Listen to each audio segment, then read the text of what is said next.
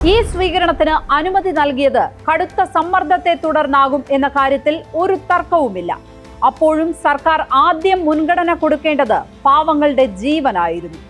അപകടമാകും എന്നറിഞ്ഞാൽ അങ്ങനെ ഒരു ചടങ്ങ് നടത്താൻ അനുവദിക്കാമോ? ആ സംശയം കൊണ്ടല്ലേ അതുവരെ അനുമതി നൽകാതിരുന്നത്. കേരളത്തിലൊക്കെ വേടൻ എന്ന പേര് സാമാന്യ ജനം കേൾക്കുന്നത് ഇപ്പോഴായിരിക്കും. പക്ഷേ അതിനും എത്രയോ മുമ്പ് തന്നെ വേടന്റെ ഒരു പരിപാടി കാണാനായി തിക്കിത്തിരക്കി ആയിരങ്ങൾ എത്തുന്നുണ്ടായിരുന്നു. നമ്മുടെ ഈ സമൂഹത്തിൽ തന്നെ അങ്ങനെ ആൾക്കൂട്ടങ്ങളെ സൃഷ്ടിക്കാൻ കഴിയുന്ന നിരവധി ധാരകളുണ്ട്. 10,000 വരുമ്പോൾ അവരെ കൂടി തിക്കിത്തിരക്കാൻ അനുവദിക്കുകയല്ല വേണ്ടത്, പരിപാടി റദ്ദാക്കുകയാണ് ചെയ്യേണ്ടത്. കേരളത്തിൽ തന്നെ സമീപകാലത്ത് ഇങ്ങനെ എത്ര പരിപാടികൾ റദ്ദാക്കിയിരിക്കുന്നു. അതിനു കാരണം നമുക്കുള്ള ദുരനുഭവങ്ങളാണ്.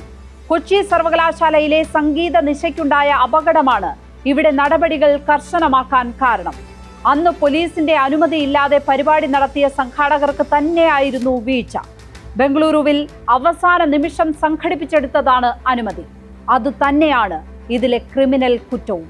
ഇത്തരം അക്ഷന്തവ്യമായ തെറ്റുകൾക്ക് വിചാരണയും ശിക്ഷയും ഉണ്ടാവുക തന്നെ വേണം.